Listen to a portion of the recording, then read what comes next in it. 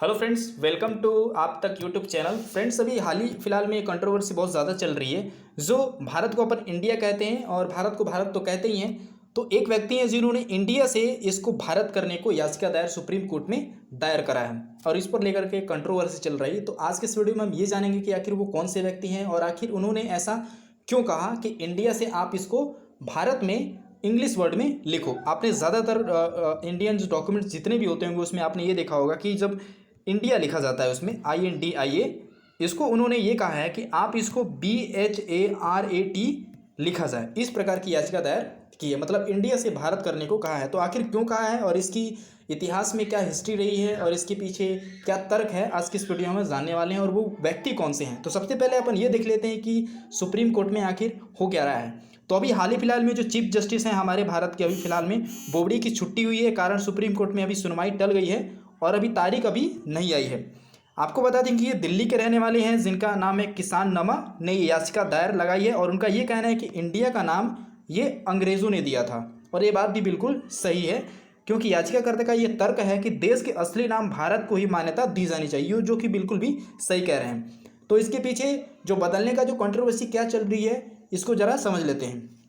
देश का नाम इंडिया से बदलकर भारत करने की मांग सुप्रीम कोर्ट में आज सुनवाई टल गई है हाल फिलहाल में, लेकिन इसी याचिका पर चीफ जस्टिस MA बोबड़े की अध्यक्षता वाली पीठ को सुनवाई करनी थी। हालांकि अभी टल गई है, लेकिन मंगलवार को CGI छुट्टी के कारण इसे टाल दिया गया है और सुप्रीम कोर्ट ने इस मामले को सुनवाई के लिए अगली तारीख के लिए टाल दिया है। हालांकि इसका जो नाम होगा इंडिया से भारत कर दिया जाएगा। पेपर में अब आप देखोगे कि INDIA नहीं रहेगा, BHARAT रखा जाएगा। आपको बता दें कि दिल्ली के जो किसान नमा है ना, वो जनहित याचिका दायर करने का संविधान आर्टिकल 1 में बदलाव करने की मांग कर रहे हैं और संविधान आर्टिकल नंबर 1 ये कहता है कि आप देश का, राष्ट्र का, राज्य का अगर नाम आपको बदलना हो तो आर्टिकल नंबर 1 में आपको चेंज करना पड़ता है और इसी के तहत आर्टिकल नंबर 1 के तहत जो इंडिया जो वर्ड है भारत का नाम, वो भारत इंग्लिश में चेंज हो पाएगा।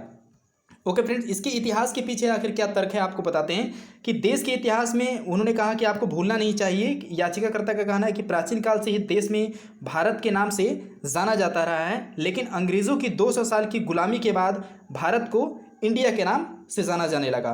ओके फ्रेंड्स, और देश के प्राचीन इतिहासों को भूलना नहीं चाहिए कि इतिहास देश के असली नाम भारत की ही मान्यता से ही जाना जाता है। तो ये बात भी बिल्कुल सही है, क्योंकि जब भारतवासी, जब इंडिया जो ब्रिटिशर्स की गुलामी हो गए, तभी से इंडिया जो भारत का सोने की चिड़िया भी कहा जाता था, भारतवर्ष भी कहा जाता था, सोने की चिड़िया तो कहा जाता था, लेकिन गुलामी के कारण इसको इंडियन न कह के इंडिया वर्ड भारत का नाम देश आया।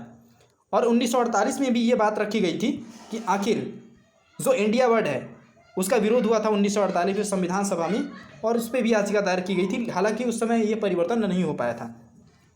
इसके आगे वो ये बोलते हैं कि देश का नाम भारत ही लिखा और बोला जाना चाहिए। आचार्य विद्यासागर भी इसका समर्थन करते हैं।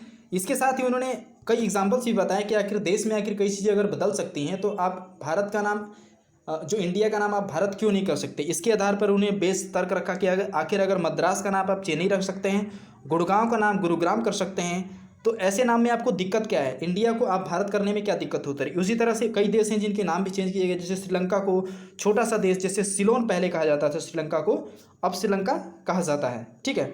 और श्रीलंका के नाम से जाना जाता था क्योंकि गुलामी प्रतीक इंडिया तो थामे हुए, हमें भी अपने गौरवशाली भारत का नाम अपनाना चाहिए, ये उनका कहना है। और सबसे पहली बात मैं आपको बता दूँ, उनका जो नाम है, मैं उनका नाम बता देता हूँ जिन्होंने याचिका दायर की थी। इनका नाम है किसान नमा, जो कि दिल्ली के रहने वाले हैं।